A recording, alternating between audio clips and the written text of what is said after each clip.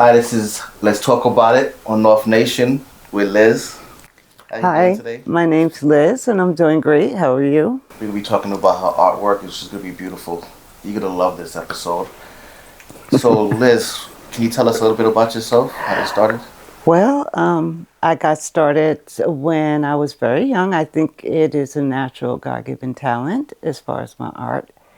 I went to the High School of Art and Design in Manhattan Oh, yeah. and graduated, yeah, way back.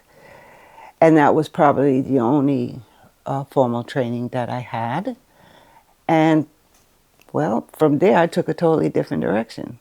Before I ask about the direction, how did you like that school? I've heard a lot of great people that have gone to that school. How did you like That that? school back in the early 70s was absolutely free thinking.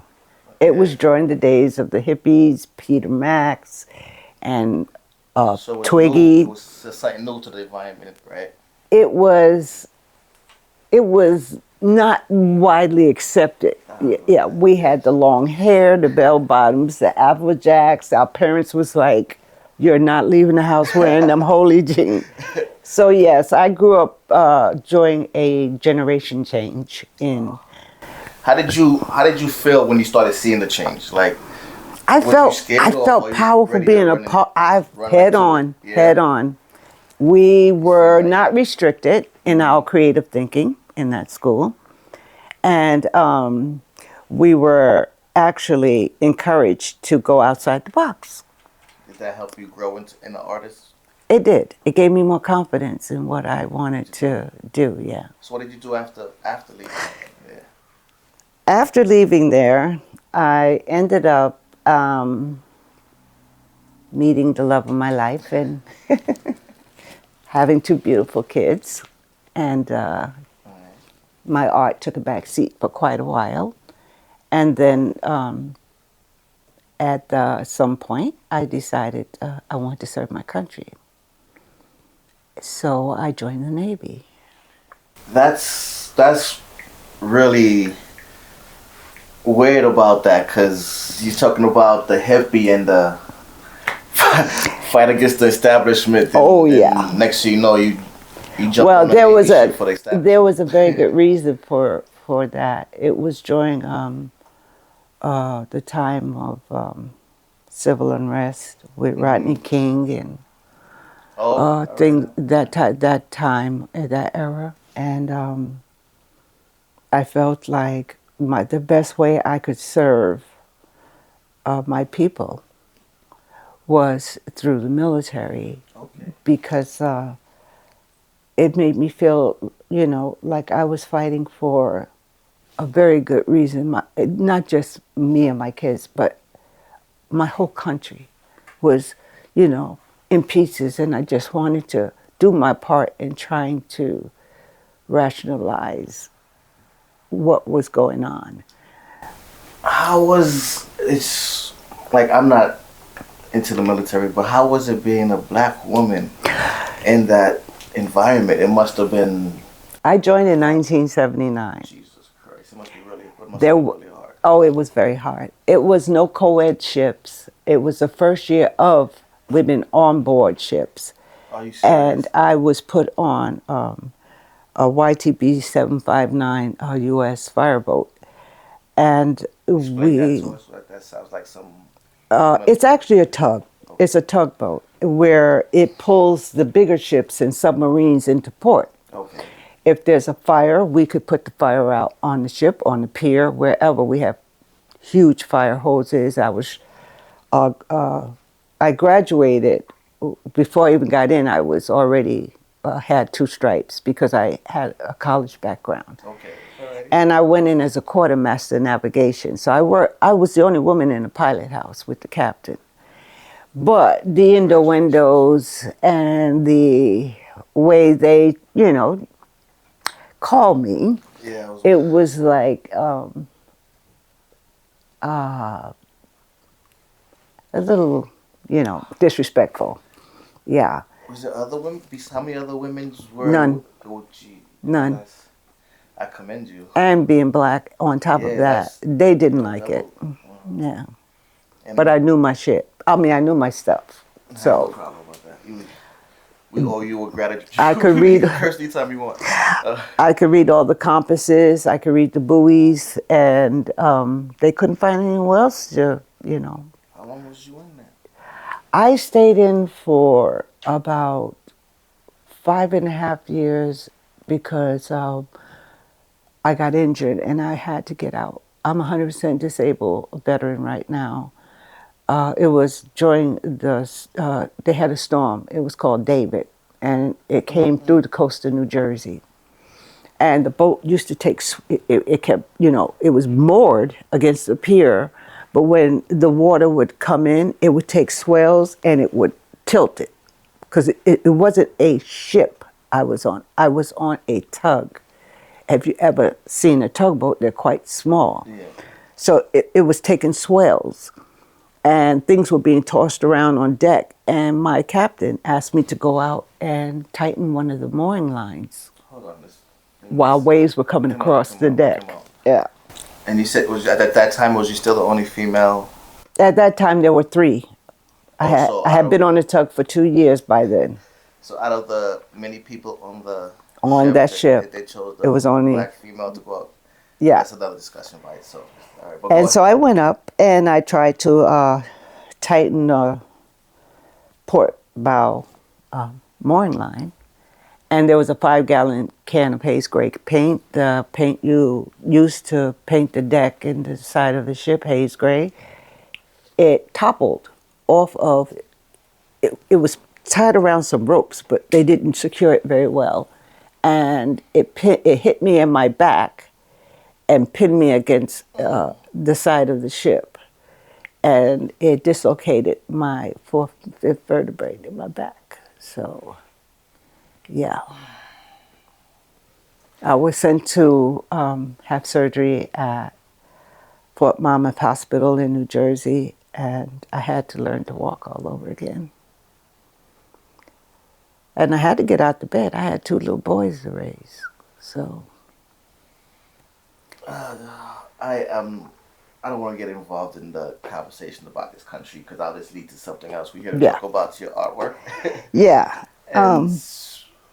After that, I got stationed in Hawaii. Beautiful, beautiful. We stayed there 13 years. And all my receipts are up there on the wall. 3 colleges. Oh, and I got a letter from Biden. $68,000 worth of my student loans were forgiven. You see, I don't want to get into that, but I've had a real blessed life. It's certain things that people don't get to see, stuff like that's outside, and they speak without knowing the whole picture. Exactly. Of how everything goes. Exactly. I mean, I have went to Stewart's and motherfuckers talk to me like, bucket 2. And I'm thinking to myself, only if you even knew who I was. You have no idea who I am and what I have done for every single person in this country. Every military person, every veteran has sacrificed for you to sit there and call me a nigger. But I'd say that a small-minded person needs to have somebody that they have to think they're better than. Always. And how easy it is to think I'm better than you because of your skin color. Exactly. I can wake up in the morning every day knowing that I'm an idiot, I have no education, I work a dumb job, but I'm better than the whole race. Because I'm white. Because I'm white. Exactly. So it keeps them moving. Exactly. And Trump just opened the door for every idiot to come out of the cracks. It makes them more open to it. Yeah. I just sort of like try not to, because I don't have to explain myself. I know who I am.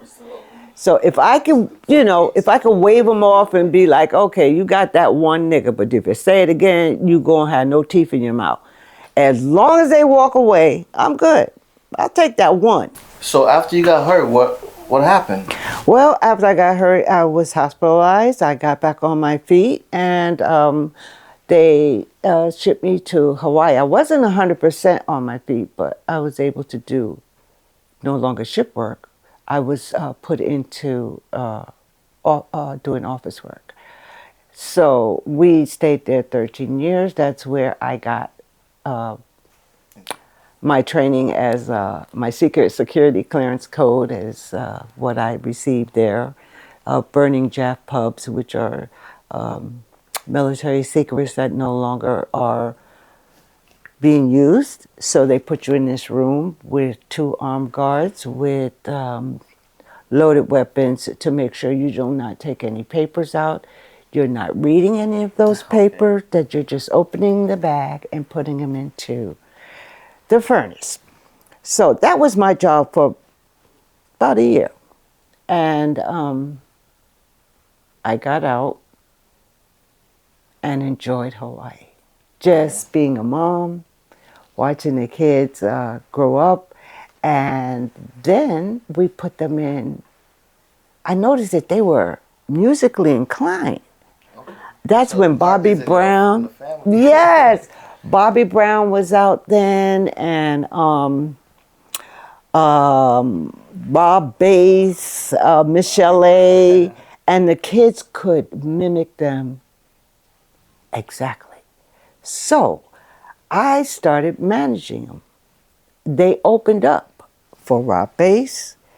They opened up for MC Hammer. Okay. They opened up for a numerous amount of people over there that entertained in Hawaii.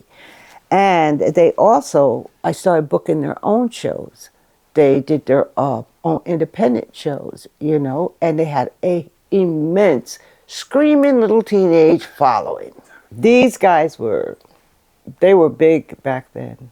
I mean, when you open up for names like that, yeah, and the thing where they're not, no, you know, Bobby Brown, or they're not Usher right now making money, so I ain't got to be sitting in this little tight ass apartment. If you excuse my if you excuse my expression, it's because of pussy. They came here, got pussy whooped, and stopped performing because their girls were jealous. When people would come up to them, when girls would come up to them, they would just lose their fucking mind. The girls, they old ladies, and they listened to them. So they just rotted their own careers. They did World of Girls up here at the beach, right? When y'all opened up for World of Girls. Oh, they did a few. Oh, baby, please. Please. Please. Don't show up for rehearsals. Do not. I was like, where? Oh, Archie is screwing jazz in a church doorway in Canada. I'm looking for them at the show in Canada, and where are they fucking in the church doorway? What the hell? What the hell? So, leaving Hawaii, how did you end up in Plattsburgh? Well, I came back to Plattsburgh because my sister passed and she had a son that I ended up caring for and adopting. And once we got all settled in, the four of us, I had decided, you know, military behind me, traveling behind me, the kids were high school, and I had to get change direction. I needed something more stable now that I had picked up one more child. So I ended up going to Clinton first. No, I went to Our Lady of Victory first. It's a law secretary school. It's closed now. Now it's that old senior citizen home on, okay. Yeah. And I graduated from there. I went for 2 years. I graduated with a degree from there, and I decided I wanted to be a lawyer. And so I went to Clinton Community College and took criminal justice classes there. And from after that 2 years, I went to Plattsburgh State University and took law classes for 4 years there and got accepted into Albany Law School. Took my LSATs, passed my LSATs, and I didn't become a lawyer. I became more interested in my artwork. There was Plattsburgh actually had a lot of avenues for art. I joined the Strand. I ended up doing shows all over town. I mean, from Beekman Town all the way to Plattsburgh. You have small shows during the summer, and they're all theme type shows, like it's springtime or Black History or, Mother's Day, Father's Day, and What's a few of the places? well, I went. We did stuff for what is the name of that place downtown? Coffee Cat. We did one recently at the one around the corner from the Coffee Cat. I am not able to pull up those names, but yeah. So I got interested, more deeply interested in who I was, showing who I was through my artwork. I noticed that around town, there was not a place for Black art. They didn't have a strong enough avenue for Black art, but that once a year, Black History once a year, that type of thing. So I started, when I did shows in between time, bringing paintings of our history. Oh, okay. Our African history, our American history. How did you see them take it, the community?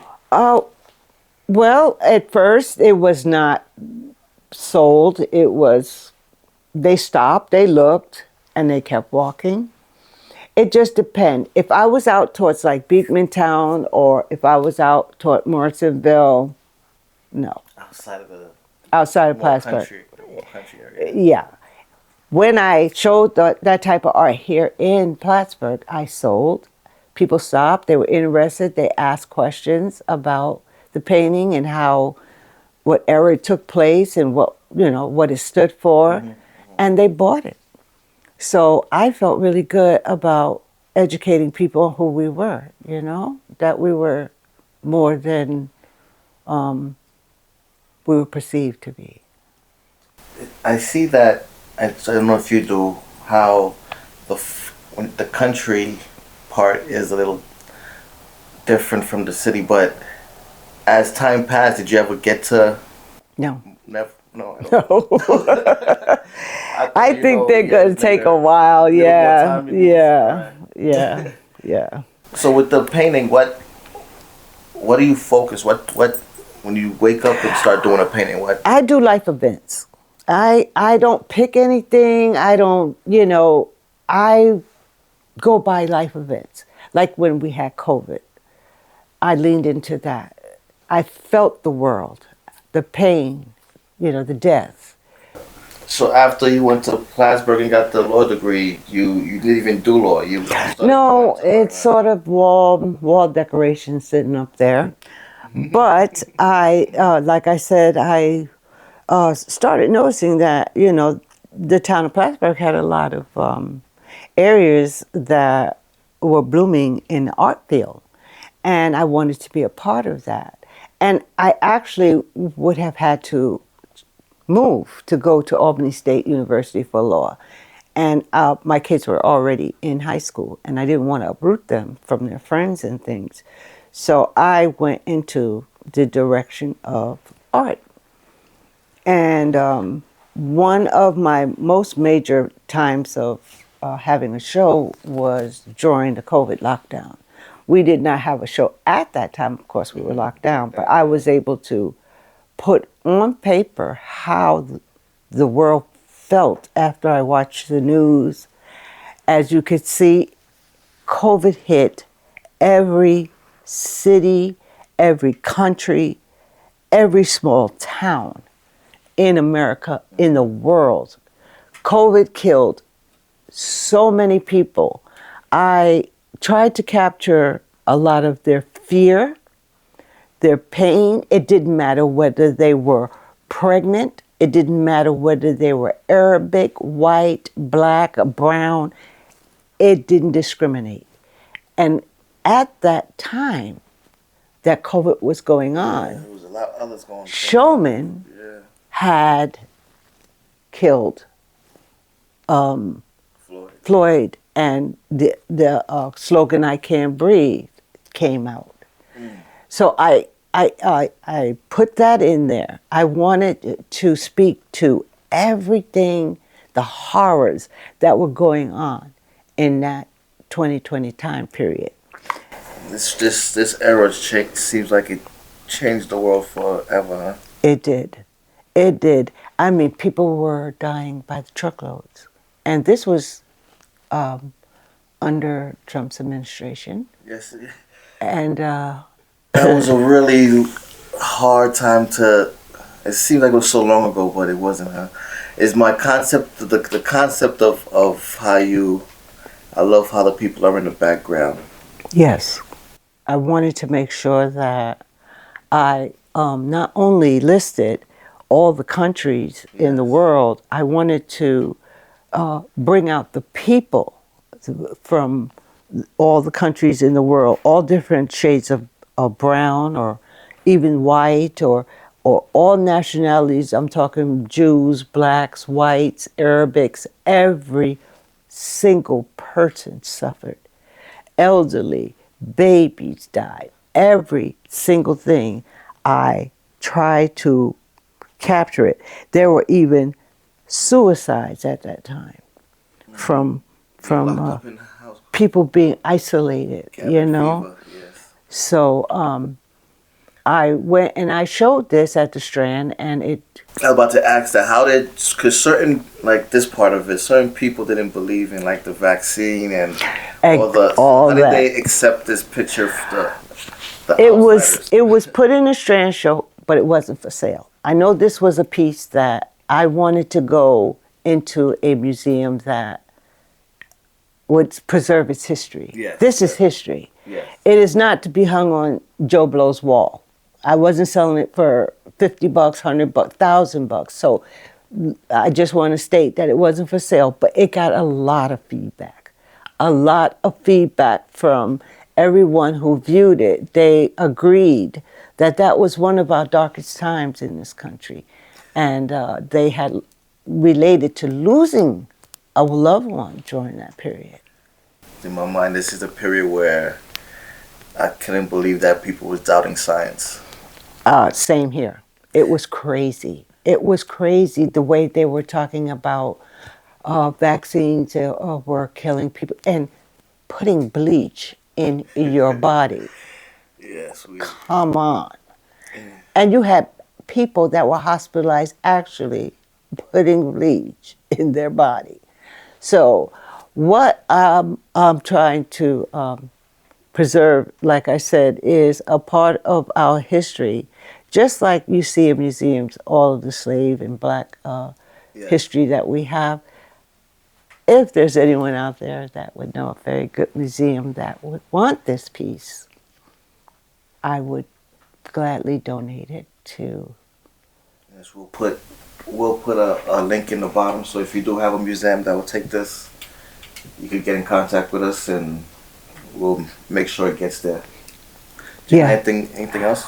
Well, yes, from this time period, if I could switch up, from COVID, we went into a different time that was dark for our country. We went into the next year, which is February 2021. We had the insurrection where Biden had won in office and Trump didn't want to accept the results.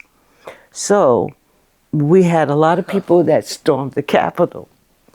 And that was another chaotic, crazy time in our history, which was not for sale when it hung in the Strand. I wanted to go to a museum as well to preserve our history. There's so many, how can I put it? Like, I don't want to Different. say hidden, but there's so many different. It tells a story. Yes. It tells my artwork. I am an abstract artist. And like my son Wendell used to tell me, I make art like a storyboard. And so I tried to capture the whole chaotic scene on one canvas. They had a big deal about the Capitol Police shooting a lady through the door that was trying to break in.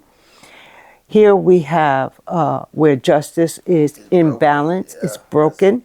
Here we have where they said hang Mike Pence. Here we have the American flag versus the Confederate flag.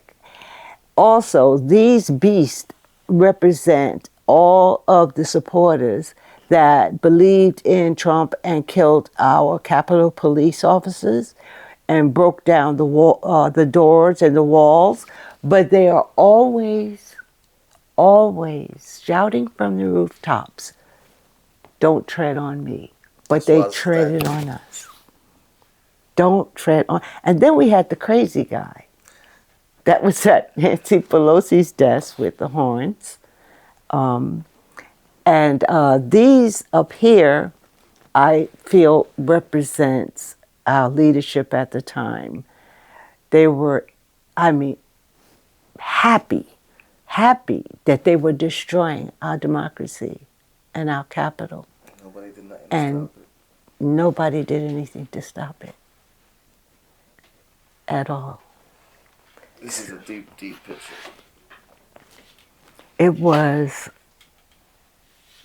an emotional painting. I mean, I went through several different emotions while I painted this, and it was because I believed with all my heart in this country.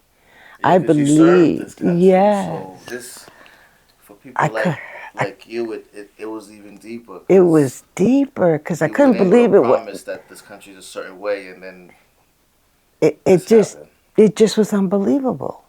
It was unbelievable that they would, actually attack. It's our house. It's not their house. The White House belonged to the people. That is our house. It's everything that an American stands for. And they call themselves patriots? That's not patriotic. But right now, we just got a couple. I don't even want to get political with it, but we do have a lot to talk about if we do get. We do. What's next is, this is Black History Month. We are now in Black History Month. And we are... First, before we even go into Black History Month, I personally do not believe in Black History.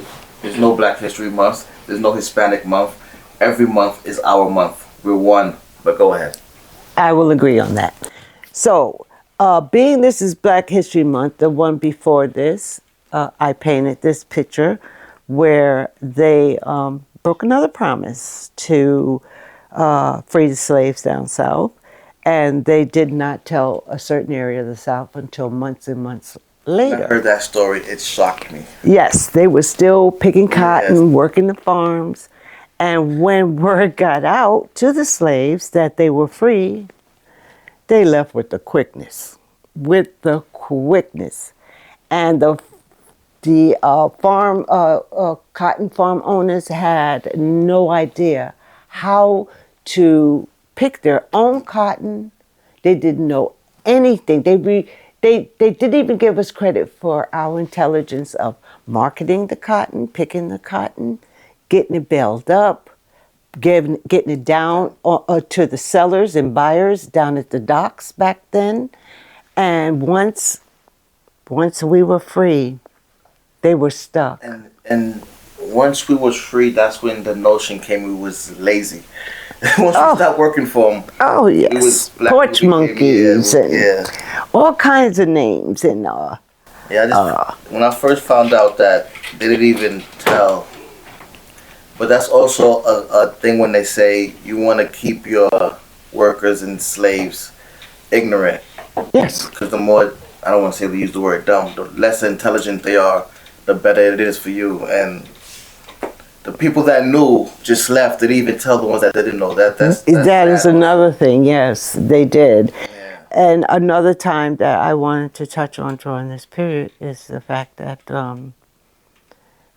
this brought a big market to sharecropping, where they still pick cotton, but they were promised 40 acres and a mule to work their farms, and they would get a certain percentage, and they would never keep their word. Exactly. And another one we want to jump to is during that period as well, Actually, I believe it was after that Yeah, period, way after. way after. We have the Tulsa massacre, where we had our own town, banks, barbershops, Wall Street. Man, Black Wall Street, yeah. Didn't ask them for anything. We were thriving, had our own banks. And we had an air, they had an airplane and a whole strip and everything. It was amazing how it showed that we need them No, to do no, even better than them, no. and then that got them angry. And the Klan came and they accused, I think it was a young black man of raping a white woman or something like that. Same excuse, yeah. Yeah, and they went in and they killed thousands, Burn everything. burned the whole entire town to the ground. I mean, no restitution to this day, no apology. Yeah, nobody got arrested, yeah. Nope, no accountability. And the thing about this, because once I learned this many years ago, I studied in it. There's other towns that they did this to. That I mean, there's many towns that was striving or was starting to strive that they went and did that to. It's just this one was the one that was striving the most, and it was the main catalyst that caused everything that came behind it, like a domino effect. And I even think they bombed it also with. I mean, anything they could do, they did it. They did it, and they left bodies piled up. Just looking at this kind of catches my breath.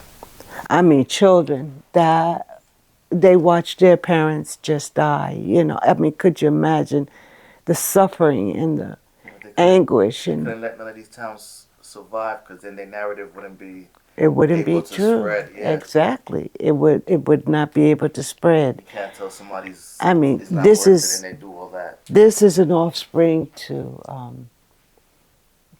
Tillman. Yeah. It's an offspring to a lot of our black leaders being shot and killed. Every 2 steps forward, they take and knock us 3 steps back. But we kept going. We kept going. And because we kept going, we ended up bringing it a little bit more forward to after they killed Floyd, we started a movement, Black Lives Matter. And I absolutely felt the power of Black Lives Matter movement. And this is what I came up with. The family, the unity, the strength of our people. And any time in our history that we were knocked down, we came back. Came back stronger. We sure did. And we even came back at this period so strong till we weren't marching alone like with Martin Luther King. There was some whites marching with us back then. But this march had every nationality was behind us. Because this is the day and age of cameras, and they filmed this man's death. Yeah. They filmed it. There was no way they could lie about it.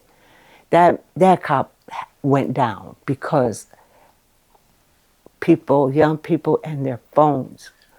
I understand, but we filmed a lot of other things. Rodney King got filmed, and those guys did not go down. But I was still skeptical until I heard guilty. Yes. They could have filmed it in 3D, 4D, and 5D. You still gotta say but I believe because of the massive, not just America, they marched all over the planet about this. There was no escaping putting that man in jail. I agree. If there was any way they could have wiggled out of it, they would have. But the sad part is, even after all this, brown people are still getting killed. Yes. And it's even worse now because we had a point where The last two weren't even black or brown. That is true.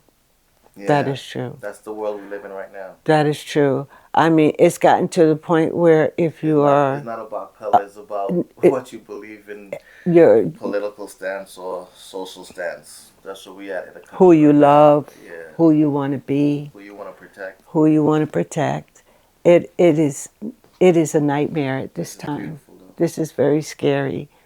But One day we'll also, get to this. We'll get back to the family oriented life. I believe Hopefully. that. I believe we will. As long as we keep fighting, something good is going to come out of it. Well, this one is, I would like to say, this is where it all began.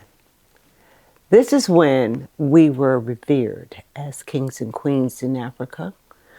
And I wanted to share this on Black History, during Black History Month down at the Strand. I wanted people of non-color to know that The we, true story. the original true story, we are descendants of royalty. We are descendants of powerful, powerful kings and queens. Some of us, at this day and age, still have this royal blood running through us, you know?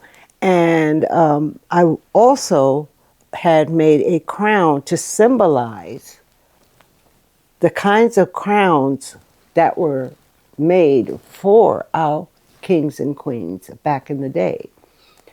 If the crown of a queen was made, it was made with certain amounts of jewels to show her status and her strength. When a crown for the king was made, it was made with certain colors and different jewels to show his status and his strength. And in this picture, it depicts her crown is more decorated than his crown. Okay, what are these? These are beautiful. Those are Swarovski crystals, and the males used to wear way, way more fancier and color cloaks and clothes. Their clothing represented their lineage and the tribe that they came from. And the female usually was very beautiful, but not as colorful as she didn't outshine her king, you know? You heard? Don't outshine your king. and I'll just play. Don't get me in trouble. and everything was natural back then. As you noticed, the king's braid, how long it was. Oh, that's They did, natural berries, natural oils, and they Yes. didn't, cut or damage. It was a thing where they let their hair grow naturally. Also with the queen, we never domesticated to Western chemicals. yeah. Like that's why. That's why now I don't understand when.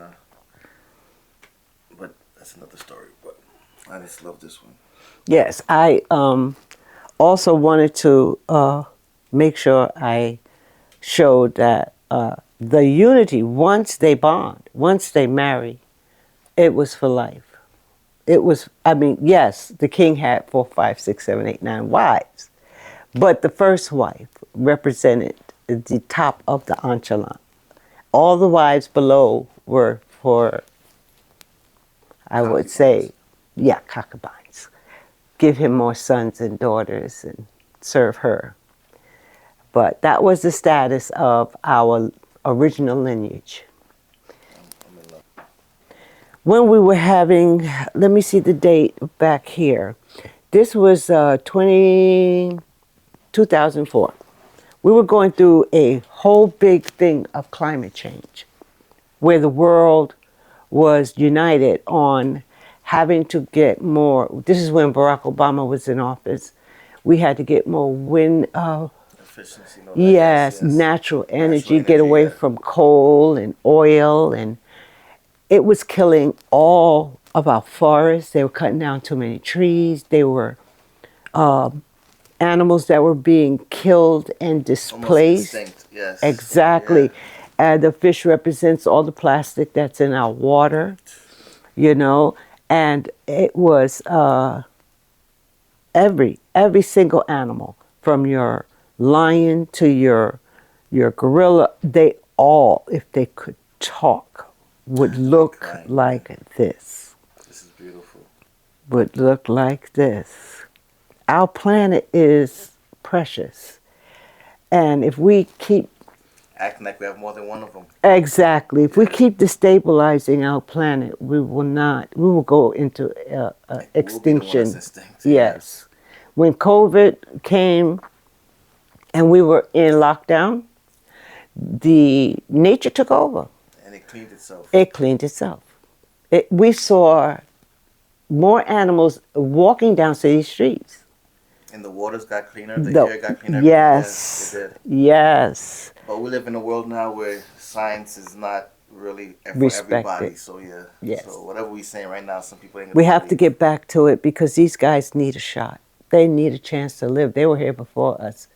And I would love for more people to, speak up more about our planet. Our voices need to get louder because the one we have in office now does not believe in climate change. And it's whatever we leave for our future is gonna be their present. And the thing that I love about my art capabilities, a lot of it is natural. I did have a little bit of training, but it is my God-given talent. And I am so proud to say I passed that talent along to my Yeah, I sons. seen that your sons and your grandkids. Yes, Yeah. yes. And I would love for you guys to see what they do.